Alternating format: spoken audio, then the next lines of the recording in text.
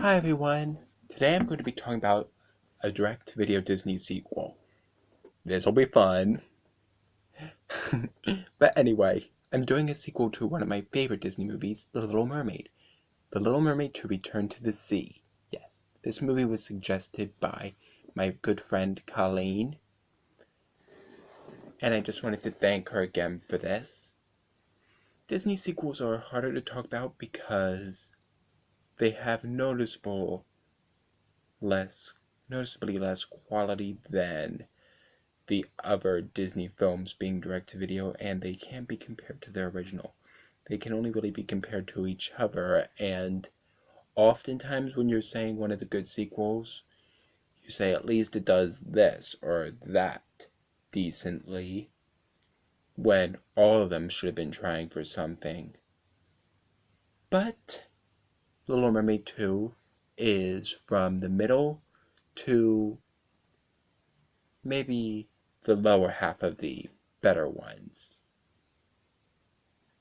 So it's far from one of the worst.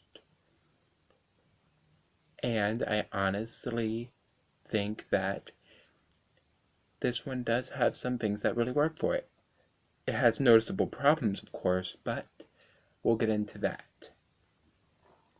The animation for this film looks nice. It looks like actual effort was put into it, unlike ones where it feels like it was a rejected Saturday morning show, some of which Disney sequels were, of course, and others where they were trying to be a real sequel and they probably shouldn't have gone that route with. Here it really is nice. There's nothing spectacular to look at other than a couple good transformation scenes, like when Melody becomes a mermaid or Ariel becomes a mermaid again, and basically any transformation scene is fun to look at, especially when Morgana is trying to transform Undertow back into his larger self and then he turns into other creatures. Some of the designs are really interesting. We also see a new environment with the Arctic, and we're seeing penguins, walruses, as well as all the ice, which look pretty nice. Nothing amazing or groundbreaking, but again, for a direct-to-video sequel, I think it does look very decent. The story is the biggest problem with this movie. It's a real rehash of the original, but in reverse. Yeah. The daughter wants to go into the other world so they make a deal with the sea witch to give them what they want, then the power to overthrow Triton, and then they realize too late what they've done. Then Triton gives them a chance to to live in either world that they choose. That really could apply to either one of them. But there are some things that this movie does well with its storyline. I feel Ariel and Melody's relationship really does carry the movie well. I think that they didn't just rehash the King Triton Ariel relationship, which, while heartwarming, wouldn't fit Ariel's character, so it's good that they stay in character for it, and there's a couple of intense moments, especially around the last third of the movie, before Melody gives the Triton to Morgana, that really send home message, and an interaction like this in the original might have been interesting, but it wouldn't quite have worked there. But here, I'm glad they got a chance to do it. It's probably one of the more interesting things as far as plot goes. The returning characters managed to keep a lot of their charms.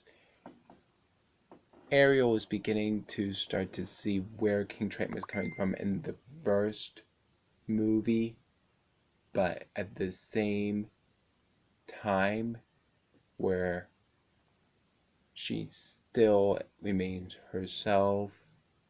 She misses her family. She wants to be listening to Melody, but at the same time, she's protective because of Morgana. King Triton, we see a much gentler side for most of the movie, which is really nice since he must have been a great father since, like the song Daughters of Triton in the first movie says, great father who loves us and named us well. But because of his overprotectiveness of Ariel and his lack of understanding of humans, that really affected him. So it is nice to see some more of him. Sebastian's always fun to watch. He's my favorite character in the original, maybe tied with Ursula, but it's just so hard not to love him. And he has some great lines here. Here, there. Saying he should be sipping a tuna colada and retired. It was nice seeing Flounder grow, but at the same time, his adult voice sounds really weird, like he has a cold. And I would like to see him maybe a bit more neurotic as a father, like overprotective, kind of like how Ariel is, but even more to fit with his personality from the first movie. I mean, Flounder is very loyal, but he's still the most nervous character ever. I just feel it was a missed opportunity there.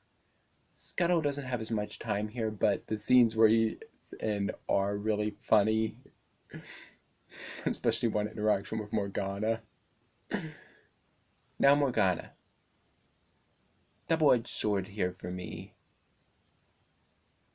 I do love that they got Pat Carroll to voice her since she loved playing Ursula, but Ursula had died in the previous film. But at the same time, I really do like Morgana because she is a really fun villain to watch, but at the same time, she isn't Ursula. She's not quite as threatening or have that same presence, even with Pat Carroll's voice.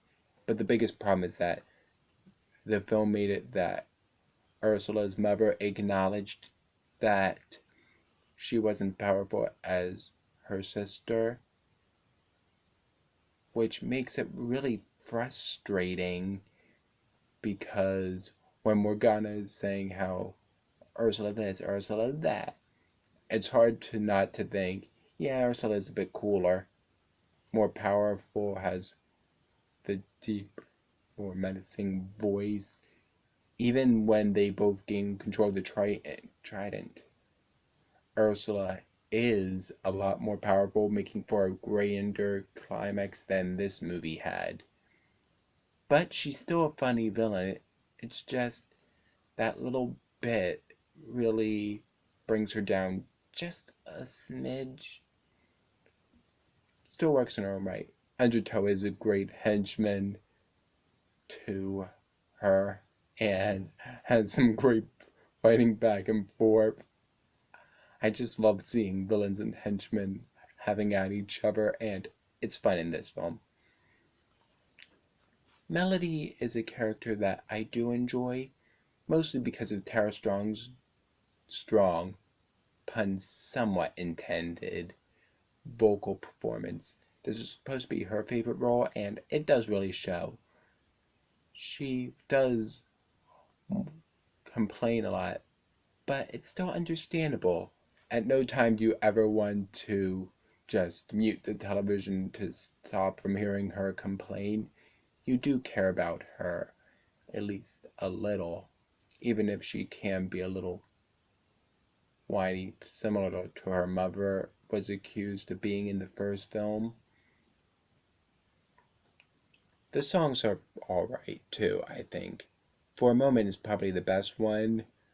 A song sung by Melody when she's finally a mermaid, and Ariel when she's looking for Melody, and just a nice little counterpart duet at the end sets it apart.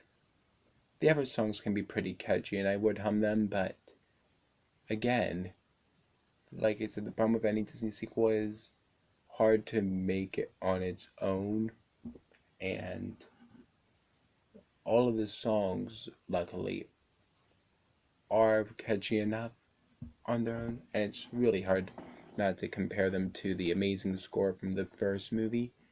But this is the one area where I think the movie wants to stand alone instead of riding back on the original, so I'm not going to fault them too much for it. The comic relief of Tip and Dash are okay. They don't say anything hilarious. I mean, I still love Scuttle, Flounder, and Sebastian much more, but they're not annoying at any point. They're really, they have, they have maybe a couple good lines here and there. The only one problem though is how it's kind of weird how if King Triton's the ruler of all oceans, why they don't know, and they know about Atlantica, they don't know he's the rightful owner of the Trident, but that's kind of a nitpick. Overall, as far as Disney sequels go, this is one that might be worth a watch. Don't expect anything on the level of the original, but if you want a movie that continues your Disney story with good animation, some catchy songs, and doesn't ruin your characters like later Disney sequels might, this is definitely one that works fine. Yeah. So thanks again for watching. Sorry that this review wasn't as much one way or the other as my previous ones, but I think this movie really deserves to be seen as middle to positive ground. So, I want to know what is everybody's favorite Disney sequels, excluding Pixar, because otherwise I know I'm going to get Toy Story 2 and Toy Story 3 said a million times. So, I would like to thank Colleen again for reviewing this, and as always, if you have an anime film you want me to review, please comment your thoughts in the comments, or if you're friends with me on Facebook, message the group chat. Until then, see you later.